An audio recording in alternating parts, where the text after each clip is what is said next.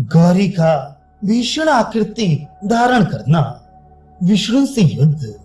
दत्तात्रेय जी कहते हैं, हे परशुराम, पर्वत कुल गुरु काश्यप जी ने पर्वतराज की पत्नी को अपने हाथ में पुत्री को लिए उसकी रक्षा करने वाले को ढूंढती हुई रोती हुई भय से अत्यंत विकल रक्षा करो रक्षा करो इस प्रकार कहती हुई देखकर, हे वत्से डरो मत, ऐसा कहकर अपने घर में प्रविष्ट कर उसे सब प्रकार सांत्वना देकर पार्वती से कहा, हे महादेवी, तू भय से आकुल हुई सी क्यों रोती है? अपनी लीला को दिखाने से बस कर, अभी लीला समेट ले। मैं जानता हूँ कि तुझे कोई भय नहीं है, ये तो हम सब लोगों को मोहने के लिए ही है। तब डरी हुई पर्वत की भार्या मीना से पुरोहित बोले, हे मैंने सुन, तू मोहित हो गई है। देवी के लिए अपने पूर्व के वृतांत को स्मरण कर, जिस तपस्या से देवी की आराधना कर इस आनंद कारिणी पुत्री को प्राप्त किया है। तू मेरे साथ उसी परा देवी की शरण में चल। राजपुरोहित के वचन को सुनकर मीना ने कन्या को पराम्बा रूप में याद कर भूमि पे दंडवत प्रणाम किया और नानाविध स्तोत्रों से स्तुति की। तू संपूर्ण लोकों की महेश्वरी, लोकों की उत्पादन कत्री है। तुम्हारा मेरी पुत्री रूप होने का जो भाव है वह तो नटों का वेश बनाने के समान है। संसार में मेरे से अधिक भाग्यवान दूसरी माता नहीं कि अनंत पुण्यों द्वारा ये आकाश रूप से अदृश्य रहने वाली महाविभूति मेरी पुत्री बनकर आविर्भूत हुई। अनंतर बहुत प्रकार से शंकरी की स्तुति कर कुलगुरु काश्यप बोले, हे माता, आपकी स्तुति करने में सहस्त्रफण वाला सर्पराज शीशनाग भी समर्थ नहीं है, इसलिए एक मुख से मैं आपकी क्या स्तुति करूं? हे परमेश्वरी, आप प्रसन्न होइए। आप पर्वतराज की भार्या अत्यंत त्रस्त और दीनहीन अपनी माता को बचाई। इस प्रकार आराधित गौरी ने तब काल मेघ के समान क्रांति वाली, सिंह वाहन वाली, भूषणों से अत्यंत शोभित, अत्यंत ज्वाला निकलने वाले, तीक्ष्ण आयुधों से युक्त, तीन नेत्र वाली, स्वर्ण के समान पीतांबर वेष्टित बाल चंद्र का शिरोभूषण धारण हुई ऐसा अपना स्वरूप कर दिया।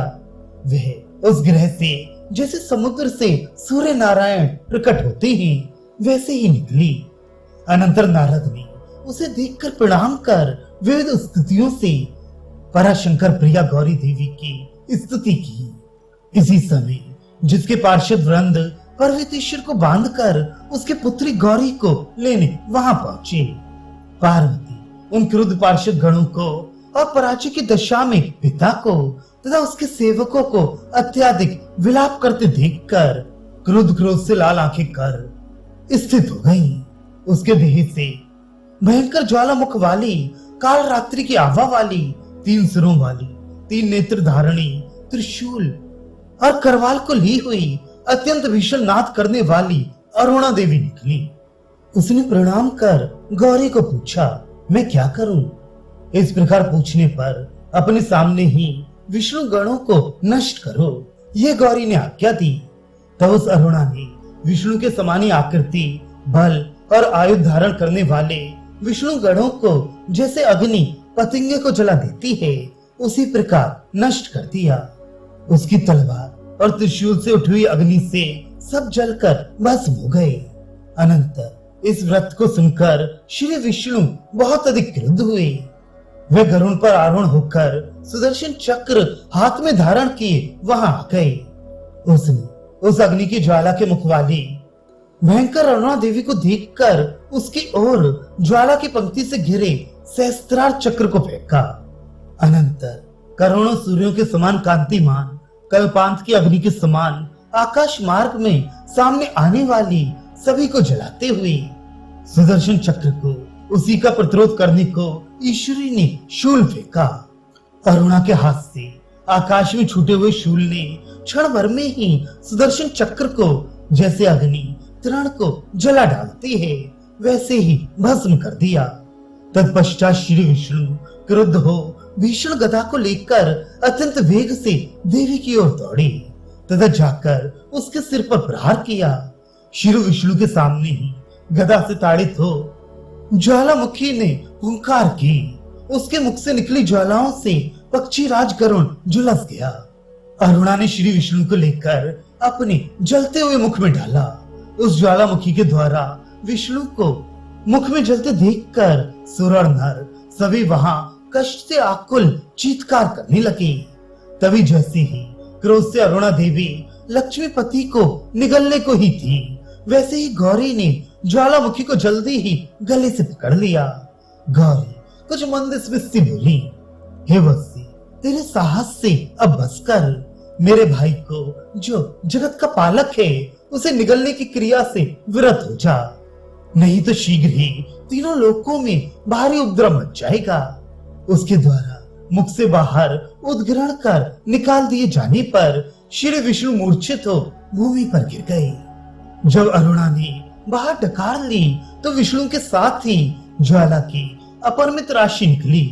गौरी ने शीघ्र ही श्री विष्णु को ज्वालामाला के अंदर से निकाल लिया। इस घटना के अनंतर वे ज्वाला ऊपर नीचे तिरछी और सब दिशाओं में उग्र रूप से बढ़ने लगी। उस अति भयानक लोक संहार कारिणी उग्र ज्वाला को देखकर ब्रह्मा एवं महेश आदि देवगण डरकर गौरी की स्तुति करने लगे और महेश्वरी से कांपते हुए रक्षा करो इस प्रकार उच्च स्वर से बोलने लगे। इस स्तुति से संतुष्ट हुई भगवती ने शरण में आए उन देवगणों को गंभीर वाणी में कहा, हे देवगण, डरो मत, तुम्हें अभयदान दे दिया गया।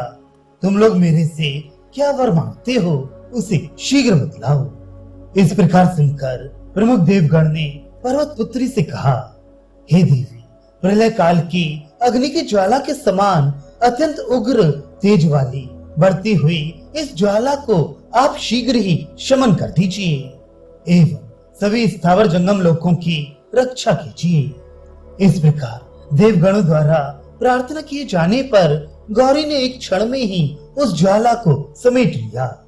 कल्याणमयी देवी ने देवगणों से कहा, हे देववृंद, मेरा वचन सुनो। ये ज्वालामुखी देवी निसंदेह मेरे क्रोध से प्रकट हुई है और जगत को भक्षण करने के लिए प्रवृत्त हुई है। ये तत्काल शमन नहीं हो सकती। इसे इस पर्वत श्रेष्ठ हिमाचल में ही अभी रहना है और यहाँ मनुष्यों द्वारा भले प्रकार पूजिता हो, उन्हें प्रसन्न हो, ईष्ट लाभ प्रदान करें। कल्प के बीतने पर संपूर्ण लोकों को खाने से इसकी तुष्टि होगी।